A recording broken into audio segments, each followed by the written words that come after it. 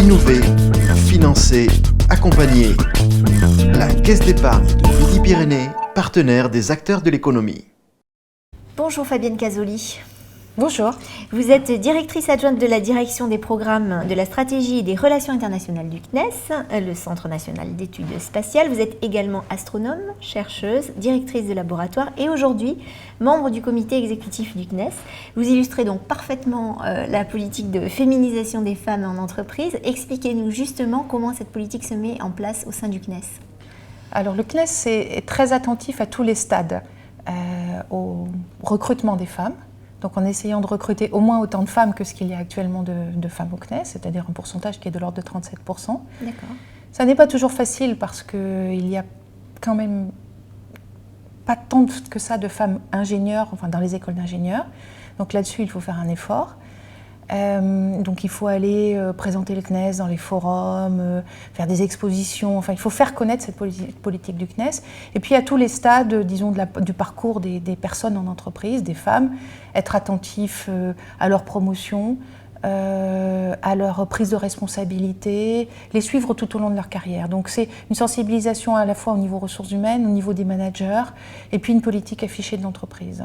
Et donc elles sont suivies, elles sont accompagnées, il y a une politique RH vraiment active sur le sujet. Active, oui, et connue de tous, avec une affirmation de la nécessité d'une représentation aussi équilibrée que possible à l'intérieur de l'entreprise.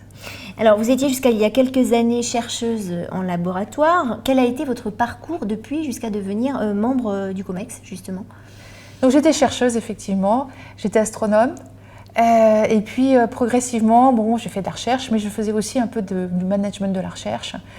D'abord à l'Observatoire de Paris, ensuite au CNRS, j'étais directrice de laboratoire. Et puis un jour j'ai fait le grand saut et j'ai fait que de la gestion de la recherche au CNES.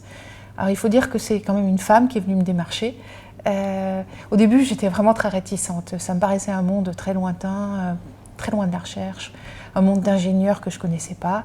Et en fait, elle a su me convaincre puisqu'elle y était elle-même au CNES. Avec quels arguments ?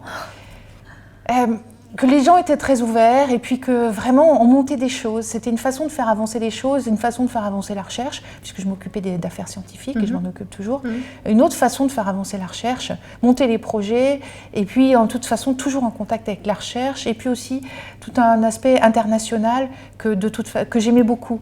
En recherche, on travaille toujours en collaboration internationale. Au CNRS, j'avais beaucoup travaillé avec les grands télescopes internationaux. Donc je connaissais un peu déjà cet aspect et cet aspect-là est très présent au CNES, que ce soit côté Agence spatiale européenne ou les coopérations qu'on a avec la NASA. Donc elle a su me convaincre et j'ai fait le grand saut et je n'ai jamais regretté. Alors aujourd'hui, on l'a dit, vous êtes directrice adjointe de la direction des programmes de la stratégie et des relations internationales. Quelle est votre mission ? Alors, au-delà d'être directrice adjointe, ce qui veut dire que je me partage avec le directeur un certain nombre de dossiers, en fait, je suis chargée de la direction scientifique du CNES. Donc non seulement dans le secteur qu'on appelle sciences de l'univers, donc l'astronomie, je m'occupe aussi de tout ce qui est sciences en micropesanteur, donc sciences de la vie en micropesanteur, physique en micropesanteur, et aussi l'observation de la Terre. C'est ce qui m'a attirée à ce poste, c'est l'ouverture, passer de domaines que je connaissais bien, l'astronomie, à tout ce qui était sciences en micropesanteur, là la biologie en particulier, là je ne connaissais pas du tout, et puis l'observation de la Terre, qui est non seulement scientifique, mais qui a aussi des enjeux sociétaux, des enjeux opérationnels. Bon, évidemment, on est une année particulière de ce point de vue-là, avec la conférence COP21 à la fin de l'année à Paris. Mais c'est ça qui m'avait attirée dans le poste. Et puis aussi, l'ouverture, en étant directrice adjointe, je peux aussi m'intéresser aux autres secteurs du CNES, les télécoms, la défense, voilà. Et du coup, vous-même, est-ce que vous êtes engagée dans les réseaux pour soutenir les femmes dans l'entreprise ? Est-ce que vous faites du mentorat, par exemple ? Ça, c'est quelque chose qu'on a réalisé au CNES récemment.